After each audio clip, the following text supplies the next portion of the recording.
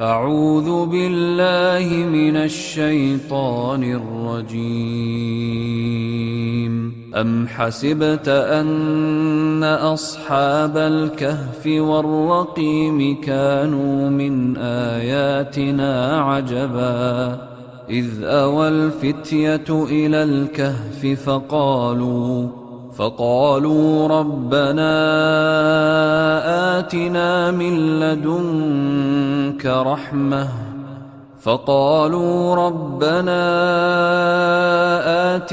من لدنك رحمة وهيئ لنا من أمرنا رشدا فضربنا على آذانهم في الكهف سنين عددا ثم بعثناهم لنعلم أي الحزبين أحصى لما لبثوا أمدا نحن نقص عليك نبأهم بالحق إنهم فتية آمنوا بربهم وزدناهم هدى. Assalamu alaikum. This is Akib welcoming you back to another episode of Boys in the Cave. I'm joined by my fellow co-host Josh, and alhamdulillah we have a special guest with us. We'll be discussing Rohingya. But before we introduce our guest, shout out to our sponsor, Night Watchman Sports, a business that is bringing affordable grade cricket bats to Sydney. This includes brands such as SS, CA and Ihsan. They also do bat repairs, so go ahead and support their business. So, on to our special guest, Harun Haris. Harun is the president of the Burmese Rohingya Community Association in Australia. He is an economics and international studies undergrad at UNSW and is also an active organizer and dawah carrier with Islam Project. So, Harun, how are you, bro? Good, man. Jazakallah khair, Hakeem and Josh, for inviting me to this wonderful program. How's everything been going, like your work with BRAC? Run us through it, as in you said you've been busy just then, you were telling me. Yeah, so I was just telling Josh just beforehand that so BRCA is an organization in Australia. We've existed for a very long time, actually. My father and some other elders in the community set it up. Your father was part of one of the ones that set it up. Yeah. And obviously the vision was that obviously being Rohingya, we're like a nomad moving around the world, right? Because you know, it's like that's what's happened, right? Because of what's happening in our own country, in our own place that we're born in. We're not finding citizenship, so we're nomads. So with that vision that wherever we are, wherever the Rohingyans are on this earth, we do not become detached from our own culture. That's really good. We're still rooted with our own culture. So they set up this organization to help the new generations new Rohingyas that are growing up in Australia. So that was the initial purpose of BRCA. But obviously, as things moved on, as more crisis happened, new refugees came to Australia. So obviously the vision changed. Now we have to help the refugees that are settling in over here, and also just like the mental well-being, because they have a lot of families back home. They have the families being killed and everything, so it's just like helping them out. Furthermore, we're working with like immigration to help the visa process. Identification. That's right. It's really good work, bro. So we'll get straight into it. So just to give us a breakdown of like what the situation is in the sort of that region of Burma, the Arakan, like what is happening to the Burmese people exactly, to the Rohingya people particularly, like what is it that they're going through at this moment in time? Because the things we realize, like every few years, certain atrocities happen throughout the year, with Palestine, with Rohingya, with Syria, with other places around the world. And, with the standard responses is that people take to the social media and, for example, post about it, share posts, voice their outrage. But there's very few people out there that are actually doing real work. Like, for example, charity runs and protests and trying to go, hold like the government to account. Help the people actually involved, like actually personally being there and doing some work. And so, many people, especially us privileged people in the West, we don't fully understand what's going on and how long the Rohingya people have been prosecuted for. And, it's important for us as listeners to kind of get into the spirit of actively And have like listening. that bigger picture of understanding why they're in this situation. That's 'Cause right. If we understand it, we can tackle it from different angles. Yeah. Like have the correct thought about it. And inshallah, that will generate a lot more response and support for causes that are out there that require active assistance, yet they don't have the means of people stepping in and providing that assistance. So inshallah, this is an episode that we want to start by providing that knowledge out there so people can start to actively reflect and also reach out to the organizations that are out there, such as BRAP. Yeah. Yeah, I think like before being privileged, before being anything, I think what comes first is your identity as a Muslim. Yeah. Right? Because even if you are unprivileged and you see oppression, what do?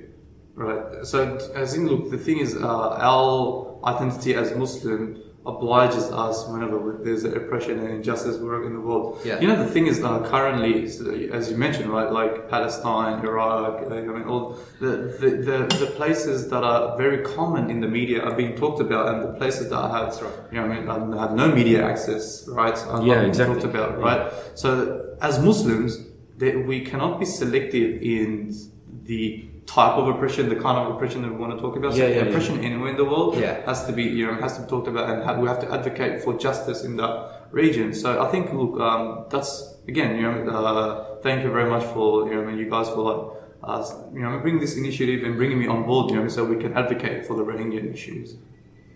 Yeah, definitely. So, bringing us back, so what exactly are the Rohingya people going through at this moment in time? Like, we've seen that persecution has erupted again in the past few months, and then it happened back in 2012, 2013 as well. So what are they going through? So give us a mental picture. Look, the recent issue has been, I think, one of the largest ones. Right? Yeah, it's been a lot bigger than before. It's been a lot bigger, because there's been a lot of people that are internally displaced in their homes. They are living in the forest and the rural areas, of the villages and everything. Yeah. And they're living in tents, right? Fleeing away from the Burmese government, and also the recent issues. More than 4,000 people have recorded to be, to have been killed, and this is just a recorded figure. So, and also another issue, another situation that has arisen is the refugee crisis. More than 300,000, 400,000 refugees have fled to Bangladesh in seek of refuge. Yeah. So it's very a situation that is very bad, right? So women are being oppressed, women are being raped. Children are being abducted from their homes, parents losing their kids losing parents, brothers losing sisters, sisters losing brothers. It's just, everything's all over the place. It's very difficult situation for the Rohingya people. So what is the Burmese government doing exactly? Like, are they sending their military into that region?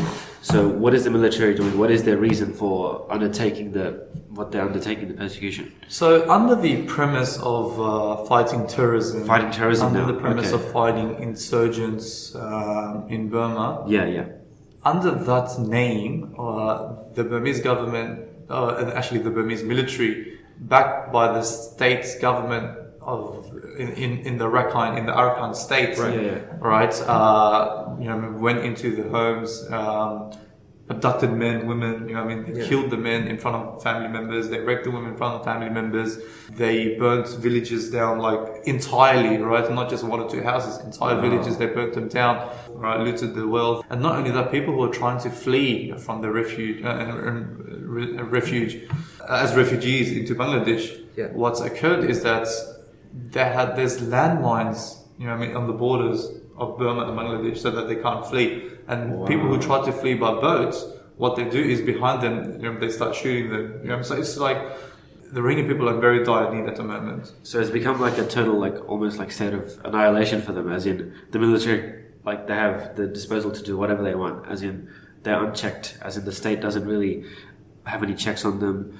See, the political structure in Burma is, even though they have moved to a more democratical government, it's still 25% heavily military involved. And what I mean by this is that the majority of the seats in the parliament are controlled by the military. So the defense force, the police force, and immigration, and I forgot the last one, but the main seat in the parliament is controlled by the military. So even the military can do what they want and not be accounted for. right? Yeah, yeah. And Aung San Suu Kyi just has to, so and what happens is that Aung San Suu Kyi is in a situation where she has to cover up for the military and everything. Also, she doesn't really have that agency there, so she's just pretty much letting slide what the majority of the governors want. That's right, because if she's against what the military is doing, at least she has the tongue and the mouth to speak. Yeah, but she's not even using that. Even using that. Okay, yeah.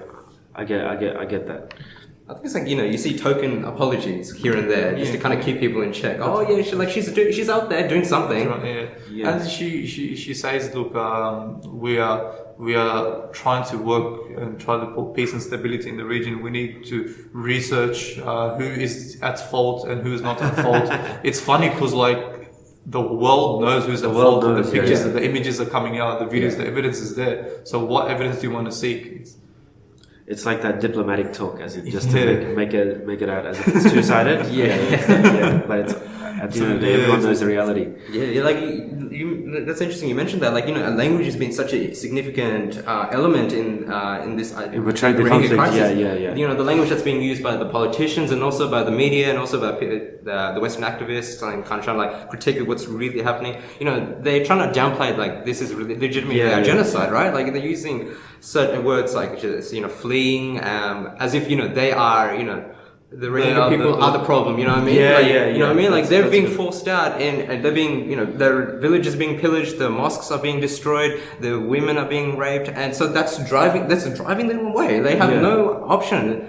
And so, this language is significantly important for us to, kind of really, look through and, kind of decipher, look, this isn't really what's happening. Yeah, so we'll delve straight into the reasons that have culminated to this, just to talk about the role, what is the historical sort of presence of the Rohingya people in that region, what's led up to the current time.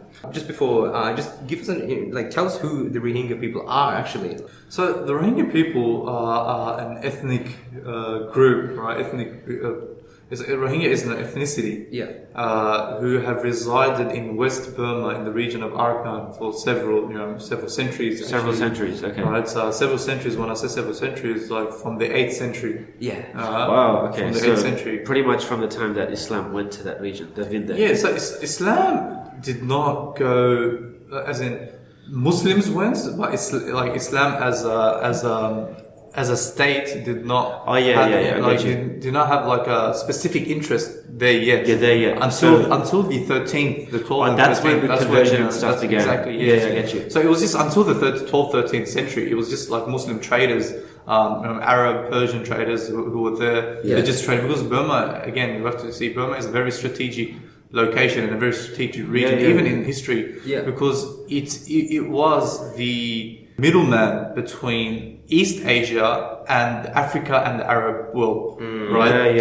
Previously, when there was the trade route, the Silk Road, if there was an east to west trade, they'll use that Silk Road. That was the overland. That was right. So if you can can strategically get Burma, or if you have a good relationship with Burma, then you can use that as the Indian Ocean and the Bengal Sea as a passage to get to Africa and Arab. Yeah, definitely. So it was a very strategic region, especially the west, the Arakan. Especially the western region, the western part of Burma. Because in my studies of history and all that, of the British and their colonization of India, Burma especially was a really important staging point. Rangoon, I think the port city where they had their army stationed, and if there was problems in India, they would send out one entire army to go straight over to India. So it's militarily, it's always had that significance. That's right. And the Japanese knew that in World War II. And exactly. That's why Rangoon was the first place that they tried to conquer. Yeah. And also, there's a lot of resources in the Myanmar land itself, right? And China using that gas and oil pipelines. Yeah, the modern geopolitics is now previously you see Arab traders try to have good relationships with Burma. Right. Britain tried to colonize Burma. Japan tried to invade Burma. Recently, soft invasion, which is development. In international relations, you say development, right? So what China is doing is they have built roads and pipelines from China to even the Arakan region, right? And it is to really get hold of the economic trade routes. Because let's say Burma has that Bengal and they have the Indian Sea, right? If you can get Burma, If not, then what you have to do is you have to go through the Mecca Sea, which is the southeast, it's in the Southeast Asia, and it passes Malaysia and Indonesia and Singapore. Right. So if you can Burma, you can go direct from Burma to Africa, and that's right. You can bypass that. Bypass that sea. going around Exactly, Asia. exactly. Okay. Yeah, that's a good point. But yeah, going back to the identity of the Rohingya, so you told us in the 8th century, then the 13th century, and so what happened sort of in the recent decades with the Burmese government and stuff? Like, So just a little bit more of history. So 8th century, 9th century, that's when Arab traders came. They traded. Islam was introduced. Some accepted Islam, but it wasn't entirely. And it wasn't until 13th, 14th century where the entire people, the entire Rohingyan ethnicity accepted Islam entirely. Right. So Rohingya was like, it was actually an ethnicity of people even before becoming Muslim, and then they became Muslim. Then they became Muslim. So that's like Because a the counterpoint to the people who say that the Muslims that came there, but they've actually always been there. The Rohingya people. That's right. They've actually always been there. Okay. And not to mistake, was that there's another ethnic group that's in that region as well, the Rakhine people. Okay, so they're separate. Rohingya and Rakhine. They're two separate ethnicities. There's two separate religions as well. The Rakhine, they're still Buddhist. Yeah. Buddhist. But not to be mistaken, there are Hindus as well. Hindus and stuff. In the Arakan. Yeah. Okay. So what are the developments that sort of led to their persecution in the modern day? We'll fast track all the way to when would it start? Would you say World War II? Is that when like the conditions were created such that the Rohingyans became persecuted? What sort of happened in the past few decades? Or how did it sort of come about, their current condition? It's a good question. But look, me as a Muslim, the thing is, right, me as a Muslim want to, whether I am a Rohingyan or not, right, I'm looking at the lens of an Islamic perspective. But yes, in that perspective, there is a room for the Rohingyan, right? And I'll come to that. Definitely, I'll come to that. But what's occurred is that historically, even before colonization, even before the colonial period, there was anti-Islamic sentiments in the 15th and 16th century, right, towards the Muslims in west of Burma, right? And there had been fights between them. But at that time, the Rohingya still had power. They had their own cultural, they had their own money, their currency, and judicial system and everything. So it wasn't known to be a genocide then. But after colonial powers, after colonial colonization and everything, what's occurred is that Britain had failed. Before decolonizing, Britain had failed to really assess the different ethnic groups in Burma on ground and come up with a system for that, right? And obviously we know, like, as Muslim, we know that the system that they do come up with is a man-made system, it's all corrupt. But nevertheless, right, Britain, being a colonizer of Burma, had that responsibility, and they failed, right, even after decolonization. And as a result of that, during the British colonization, as you mentioned, Josh, British used like Rangoon as a very strategic location, right? So during the World War II, they would, even before the World War II, right? People from India would come to Burma and the University of Yangon to study there, go back abroad. Burmese would go to India, study there, come back abroad. It was really they'll send military, place, there'll be traders, I mean, people would come to Burma to trade. So there's been a lot of migrants in that British colonial region. And after the colonial powers, what happens is that extreme nationalistic movements, the Burmese started up, right? And they wanted to kick out all immigrants. They wanted to kick out all, who came under the British region, who settled there, right? And as a result of that, they painted the Rohingyans to be an immigrant from Bangladesh. Right. So they weren't there originally, and we need to get our own state. And that's right. So exactly, and that comes to the 1982 citizenship law, right? So that leads up to that. So that's sort of how it all culminates. So what exactly was the 1982 citizenship law? Like, I've come across this before. It was sort of where the Rohingya were further marginalized, as in they weren't said to be citizens. Like, what exactly? What was the process? So see, 1982, it was like, yes, the Rohingyans affected heavily from that, but it was for those immigrants who came to Burma. I don't like the word immigrant, but like for those people who came to Burma during the colonial period, and they settled down there, it was really like to kick them back out. Oh, right? okay, yeah. And as a result of that, right, the Rohingyans were also affected. So before that, the Rohingyans were received a white card. Yeah. And that white card pretty much said you're a foreigner before the 1982. Oh, right? okay. It meant that you're a Labeled foreigner. them out as You're foreigners, restricted. yeah. Exactly, right? And when 1982 came, people who were holding that white card, they were banned, right? So you saw many people go back to India, many people go back to South India, many people, go back to China and so Thailand. So Rohingya were also affected. But the Rohingyans, they always lived there, so they don't want to go. Well, where are you going to? Yeah, where are we going to go? That's your Do you know what I'm saying? So we still resided there, and that's why, because of the choice, the decision that we made, it's been a long-term oppression ever since then. Okay. So to clarify, that white card is the temporary registration card, yeah, right? That's right. And so there's a few other classifications of kind of citizenship above that resign for other people in Myanmar. But even Rohingya have been classified their own inferior class, and that has played into the government's strategic plan. That's right. Like the thing is, censorship really is like it's to control people, it's to control a population. Yeah, definitely. You know what I'm saying? Like, so what happens now is that the government has all control over the affairs and the state of Rohingya people, including like their birth rate, including their right to marriage, including like the freedom to travel in the region, including so people who are born. Right, they don't have citizenship. They don't have birth certificates. Apparently, to get a basic medical aid, you would need to register for travel permits. Apparently, you have to.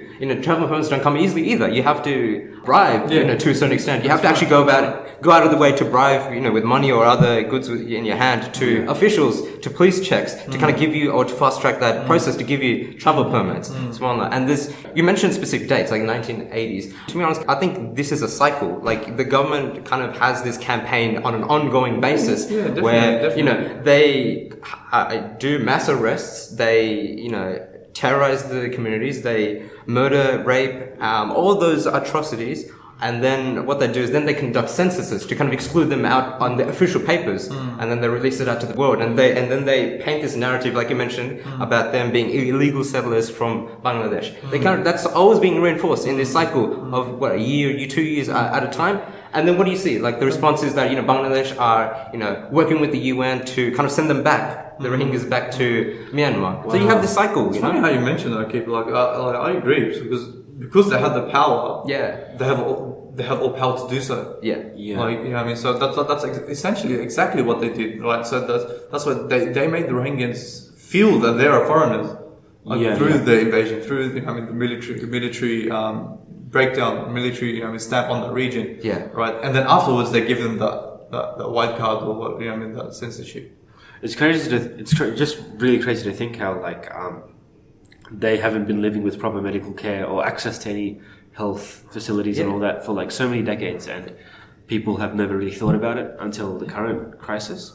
It's something I feel like we should have learned more about or been given a lot more attention. Censorship, though, it's been a really exactly. big... So we don't even know about it. We just think, it's another third world country like Bangladesh. As in, nobody even knows much about Myanmar. Us having the information that we have right now and acknowledging that power. It's power. But it's also it's interesting that people when they listen to these things, they kind of assume that when there's silence, when there's nothing going on, that's a win. Subhanallah, bro, that's just pressure being added on. You know what I mean? And then that cycle is just going to continue. Yeah. People think when it's not being talked about, everything's okay, but it's not okay, right? Yeah, it's just it's just ongoing. It's ongoing, right? And people are suffering in silence. What is it like? People that are trying to cross lands into neighboring countries in Bangladesh, in Sri Lanka, in Malaysia, they're going about it with damaged, emotionally damaged, mentally, physically. They are hungry, starving, and they're disease prone, and they have all these wounds. And also another example I want to bring up is people that go to the different countries, the neighboring countries, and they enter illegally, they get arrested on the spot. And that just causes a big disconnect to the families. They don't know what to do. So you see, the problem is so big, right? It's so much big. And it's not only one stakeholder, right? Or a set of stakeholders, the Rohingya and the Burmese government. Yeah. It's the whole world. So It's everyone. it's It's all of us like that's it's like a involved. matter of international law. That's right, So it's that's not right. just like a civil sort of problem in one country. It's like the whole world's sort of It's failing to responsible. act. That's Yeah, it's exactly- responsible. Exactly. exactly. So nobody wants to sort of intervene, and Bangladesh is doing a little bit, but not nearly enough. The thing is, Bangladesh is an interesting case, like, to be honest. Previously, like, Hasina was very much against the Rohingya Yeah, they were against it situation before, and everything, right? And then all of a sudden, recently, now she's visited the camps in Bangladesh. She's like sitting down with the refugees. She's having a very sympathetic approach towards the Rohingya refugees, right? So obviously, this change of heart doesn't come by accident. Alhamdulillah, it comes by the people. It's people are giving international pressures, okay, right? yeah. And I get you. that has changed her. You know what I mean? It's not maybe inside her heart she still believes whatever she But she's believes, like, but yeah. from the outward, right? She has to do something. She has to do something. Yeah. I think like in the UK as well, like they took away some award from Aung San Suu Kyi. Yeah, I saw that. Yeah. I was like, definitely. Yeah, it was. I think Oxford University. Some members of, Yeah. That's good. It's like even the symbolic stuff. I said she doesn't deserve those awards that that's she right. got. That's Yeah. right. So Harun, we've been talking about the campaigns by the government, but surely there's other forces at play in this injustice, right? Like, for example, the Burmese movement. Oh, definitely. Yeah, so it's the one- yeah. The one that comes to mind is the 969 movement. So you want to clarify what they are? Okay, so 969 movement is a very patriotic, nationalistic, as well as like very extreme Buddhist movement Yeah. that are against immigration, that are against different religion, Yeah. right? And now, and they're very heavily against Islam, right? And they jump on the war on terror narrative, Yeah. and they call, Muslims terrorists, Muslims are this, Muslims are that, right? yeah. Terrorists and everything, and they're very. And the funny thing is, yes, you might see them as an independent movement from the government, but actually they are funded by the government. Yeah. Oh, Right? okay. Wow, So okay. it's not hard for the government to get a few monks or a few religious leaders. It happened in the Muslim world as well. Saudi Arabia is a big example of that.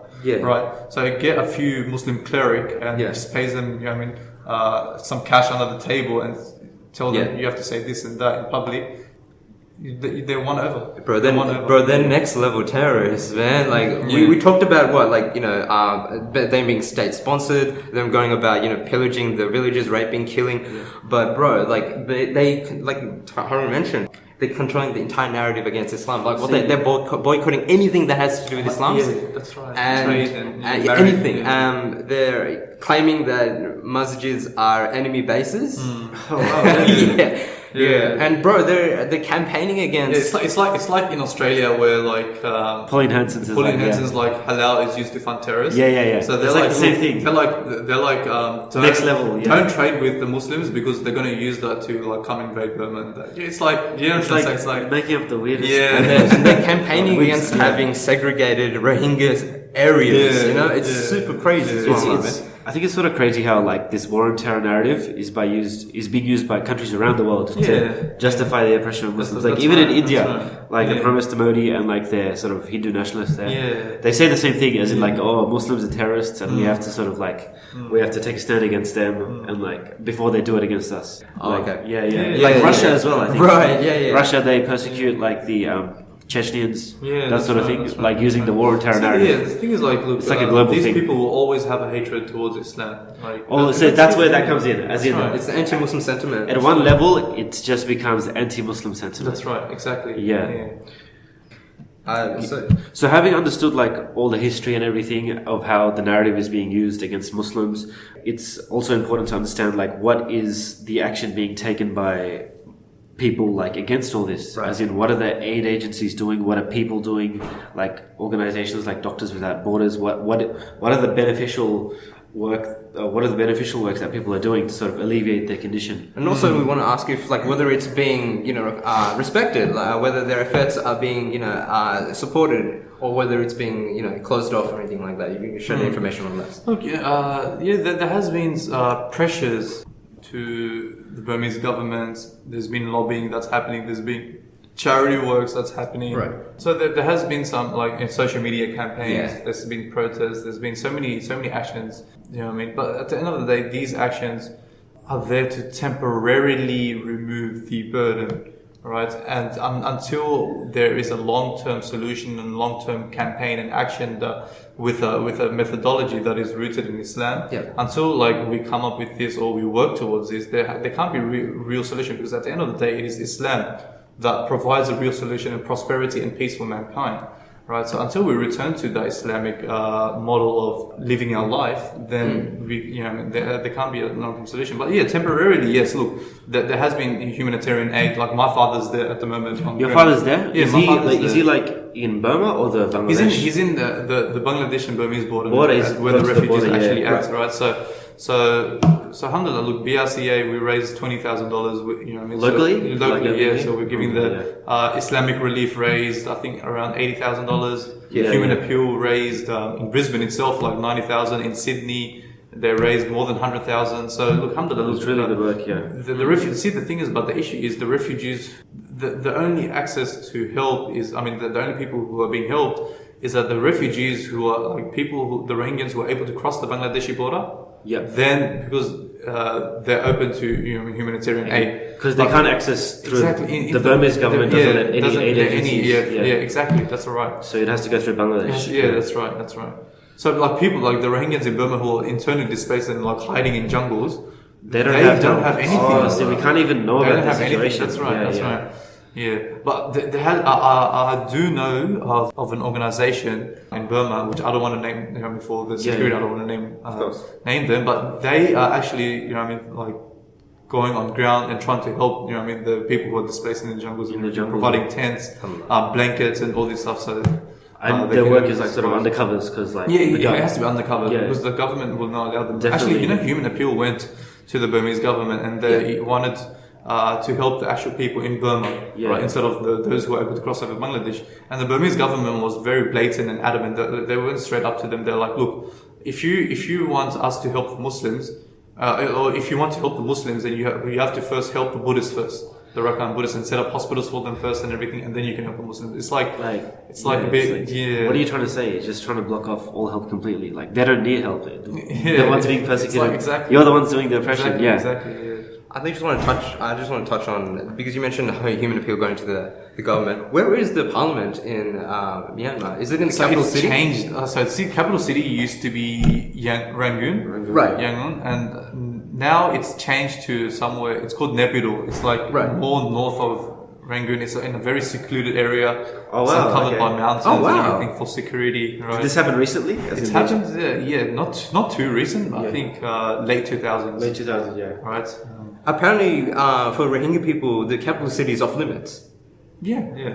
Do you know why specifically? Yeah. I don't know the real with specific to Rohingya, but for just the Burmese government's reasoning is that we need more seclusion, we need more comfort or security from foreign intervention and everything. The reason why I ask is that returning back to the point I mentioned about travel permits, the condition is that people seeking medical attention can only go to local hospitals. So that's why they can't even go to the capital city, which would naturally have the resources, the facilities and the equipment that is more highly regarded than the outskirts of Myanmar. I have friends who've been to the capital city, and they mention it's very majority Buddhist people. Right? There's not too much masjids that are over there, and not many Muslims live there as well. Right.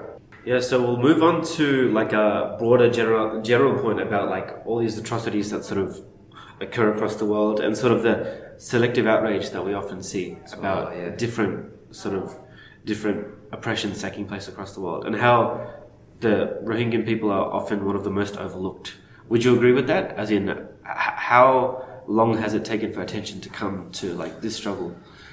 I think it's been like in this current age, really, like there is no excuse because you obviously access. Exactly. Like, everyone sees it on Facebook and everything. Like even if you don't see it, you as an individual, as a Muslim who cares for the Ummah, should always be alert, politically alert. And looking out for the affairs of the Muslims wherever they are. And obviously now through internet and social media access and news that are on your fingertips, you can access them. Right, so there is no excuse for us to not be aware of the situation of the Rohingya. It's like So Would you say like it comes about because you were mentioning our obligation to Islam before? Like, would you say it comes about from like maybe a disconnect, like from our religious obligations as well, from the Quran and Sunnah? Like, for example, like the obligation of enjoining the good, forbidding the evil, like as a general theme in our religion. Would you say that sort of plays into it? To a certain extent, yes, but there are people who, alhamdulillah, there are people who are enjoying the good and forbidding the evil. There right? are And as long as there are people that within the Muslim community, then the community will prosper. But as long as like if there's no one that's doing this, then that's when the decline and the downfall of the Muslims will occur. Right. To a certain extent, yeah. Like, because there's like so many other places in the world that attention just doesn't go to, like the Central African Republic, which I'm sure a lot of people. The Uyghur brothers, the Uyghur people in China, like it's really hard to get information about them, as in, about what's happening there. But they're all sort of like oppressions that are taking place. Uzbekistan as well. Yeah, exactly. Like Uzbekistan, like I've barely heard about it. Exactly. In Russia as well. Yeah, Russia. It's like So we've seen right in front of our eyes another Bosnia war, another Rwanda in this genocide. Surely we would learn lessons from what's happened then, right? Look, the thing is, every Muslim does have an obligation to enjoin the good, forbid evil. So enjoin the good, forbid evil, what it means really is like what Islam obliges for you to do, you enjoin everyone with it, and what Islam forbids you to do, you forbid everyone from it. Right, and it's not selective enjoining good, forbid evil. So not selective good in Islam and not selective bad in Islam you forbid. So it's as a whole, right? As a whole you enjoin the good, as a whole you forbid evil. Absolutely. And that's what it is. So once you do that, that's when I think the community will prosper. Just to take us to our final point then, Harun, like what do you think are the actions and what are the actions that Muslims need to take and sort of becomes a responsibility for us in this time, like with the Rohingya people? What can we like actually tangibly do to help these people, like in our capacity as sort of uni students or just people like here in Sydney, Australia? What would you say is the best way to go about it? I think there is a short term and there is a long term. Yeah, definitely. Right? Short term, as I mentioned before, at the moment what we need to do is first of all be aware. Second of all, we need to try to pressure governments around, like the Burmese government especially, to stop this. Pressure the Australian government to not to support an oppressive regime. Well, in what way exactly is the Australian government supporting Burma? Like what So Australia has a bilateral agreement with Burma, and Australia have for long been working with Burma, right? Even before the democratical elections took place. So one of Australia's agenda in Burma is to promote democracy, and also that was actually Obama's agenda as well when he came to visit Burma. And when he had the iftar and everything. So even there was a Rohingya woman who Obama invited for iftar. Well, we knew recent political prisoner. She was invited by Obama. Right. But obviously, it was all this thing was to promote democracy, and they have an agenda, like a post-colonial agenda in Burma. So Australia, as part of that movement, Australia is involved with Burma, and they have a bilateral agreement. And so part of the bilateral agreement is to there's to promote democracy. Second is to have economic ties and to strengthen the economic relationship. The third is like to support the Burmese military with information, advisory role, even sometimes money. And that's what Australia's role plays. That's crazy how like we have a military link to them, as in not we, as in Australia has a military link to Burma, as in one way you could say they're directly sort of aiding like what they're doing to the Rohingya people because they have that military funding and sort of help. So we definitely need to call out the Australian government on what they're doing. That's right. So these are like short-term things that you can do. As a long-term thing, look, I think as a long-term thing, again, it comes back to, I always mention this because it's the most important thing, right? It comes back to your identity of you being a Muslim. Absolutely. So you being a Muslim, you believe that there is an hereafter, and you believe that this world here is a test that you're abiding by. And the test comes to whether you are abiding by Allah's law or not. Right. So then now what you have to do, I think, as Muslims, is we need to go back to our roots. We go back to the Quran, go back to the Sunnah and Hadith, and see when a situation like this occurs, what does Islam demands of me? Right. So as university students, what does Islam demands of me? Right. And university students working in MSAs, we can advocate, justice. Islam, Islam brings justice. Islam brings peace and prosperity to mankind. Yeah. And we can, come up with like charity donations and everything. Yeah. So that's all real work we can do. But as Muslims, as Muslims in general, what we can do is we can work for a long-term Islamic governance which brings power, because again, what we discussed, the Burmese government is able to do what they're doing because they have power. They have power, yeah. Right? And the Rohingyans previously were able to resist the anti-Muslim sentiments in the 1500s and 1600s because they had power. Yeah, right. Power, so once Muslims have power, and once Muslims have power, we are able to cope. Like state versus state is much more copable than state versus civilians. Civilians, exactly. Yeah. Do you know what I'm saying? So that's the, I think, and Islam has the room for power in Islam, right? Obviously, according to Allah subhanahu wa ta'ala's law and everything. I think we should exactly, as in like we need that sort of hard power to be able to combat when there's persecution of our people. That's right. And that's what a lot of people don't like think about, as in they don't think about like the possibility of there being state action, that sort of thing. But who knows, like one day maybe in the future, like we sort of like have to have that support for all the persecutions going around the Muslim world, of which there is several. Around the Muslim world, exactly, and they're just being ignored by even Muslim countries, like Muslim leaders. Like Muslim countries, again, they're there to serve the agenda of the colonized, the previous colonizers. Right. As in you see that Muslim countries, they're usually tied and bound by the economic ties. Like you said, the bilateral agreements with the US, for the most part, I guess the Arab countries, as in they're sort of stuck, they can't do anything. And they don't bother to do anything beyond, they don't even speak out against it. I wouldn't say they're stuck, because stuck means that you're limited by action. Exactly, as in like it takes away their responsibility. Exactly. I'm not trying to say, Why would you say they are then? I think that they don't have interest in what Islam. They don't have the interest of Islam in the first place. Their interest lies in serving the interests of the West and and the kufr interest. If they have any Islamic interest, then they have all capabilities to work for it, right? Regardless of the consequence. So thanks a lot for that, Harun. I was actually delighted. Thanks a lot, bro. It's good to see you after a while. May Allah bless you, your efforts, and and keep you and your family steady. Inshallah, BRAC does its work and like helps a lot more Rohingya people. Because there's quite a few coming to Australia, as in like quite a large number. All the very best for your studies and your future projects. Look forward to seeing the work you're doing, inshallah. You're having future collaborations, inshallah. As for our listeners, thank you for giving us your attention. If you have any questions or comments, please email us at boysinthecave@gmail.com or find us on Facebook. And you can follow us on Instagram.